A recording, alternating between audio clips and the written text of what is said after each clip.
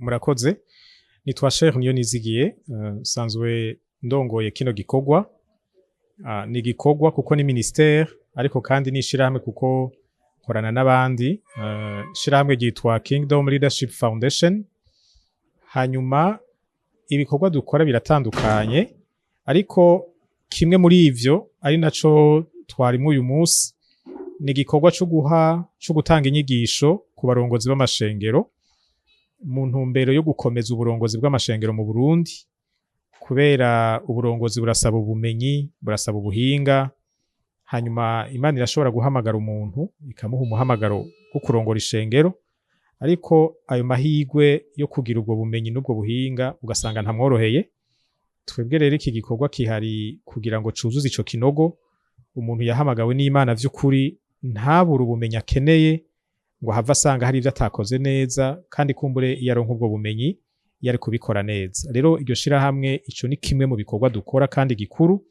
Turakora n'ibindi, kwigisha uburongozi abakiri bato, ariko aha twari twakoranye n'abarongozi b'amashengero. Mu kuntu dukora iki gikorwa cyo gutanga inyigisho ku barongozi b'amashengero, turafise urutonde rw'ivyigwa ico no kwita programme mu gifaransa. Ni vyigwa 10 bikurikirana vyuzuzanya, tukagira icigwa kimwe ku kwezi, tugafata umunsi umwe tukirirwa kuri ico cigwa. Rero icigwa ca mbere twakoze cavuga ku karangamutima k'ishengero. Ishengero ni iki? Bibiliya irivuga ku iki? Mbega ivyo Bibiliya ivuga ku ishengero bifise ingaruka izihe ku murongozi waryo? Uyu munsi rero twari twakoranijwe n'icigwa kigira kabiri, aho twaraba ibintu bikuru bikuru biranga ishengero Kristo Yesu ashima, ryarindi araba akumva umutima we uranezerewe.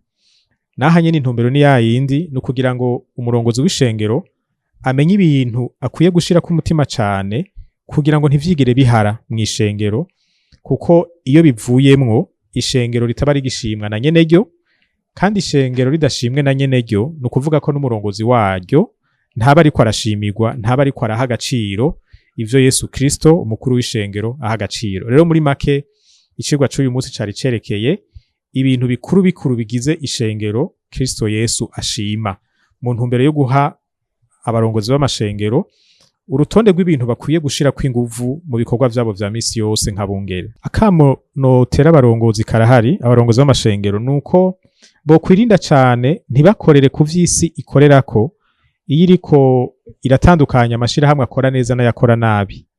Amashirahamwe ya hano mw'isi canke mu vyiyumviro vy'abantu nyene aha mw'isi arakunda gufatira ku bintu bifadika, ibitigiri vy'abantu, amazu mufise, ubutunzi mufise. Mugabo ivyo onahata ubwavyo atari bibi, ishengero rirashobora kuba ryarapfuye mu buryo bw'impemu kandi rifise ubutunzi. Muri ico gihe Kristo Yesu ararigaya naho ryo barifise ubutunzi. Hariho mbere n'iryo yabwiye ngo wivuga nk'uri muzima ariko warapfuye. Ishengero rishobora kuba rimwe abantu buzuye, uhashitse ukabona ibikorwa nyene vyinshi bariko baratigita, ariko mu maso ya Kristo ryarapfuye. Rero ndabatera intege abarongozi b'amashengero, cane cane abungere, ngo ntibatwagwe n'ivyo isi ifatira ko mu gusuzuma ishengero canke ishirahamwe ririko rirakora neza. Bame bitwararika cane cane ivyo Yesu Kristo yavuze nk'ibiranga Ishengero Rizima, biba ari vyo bashira ku mutima. Ivyo bindi iyo ataco vyonona bize nk'ibiherekeza, ariko ntibacurika ibintu. Niko kamo nobatera. Kuba muri zino nyigisho birashoboka, ariko bisaba ko umuntu abimenyesha, akabisaba, agaheza akabwirwa ibisabwa, akamenya ikiguzi cavyo, akamenya ingene biteguwe.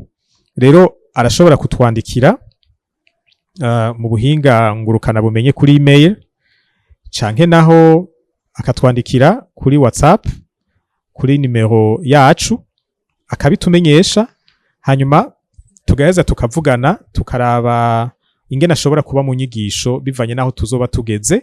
Aho umuntu yozira hose bizokwama bishoboka yuko ashobora kuba mu nyigisho nk'abandi, bisaba gusa ko atwandikira muri bumwe muri ubwo buryo bubiri.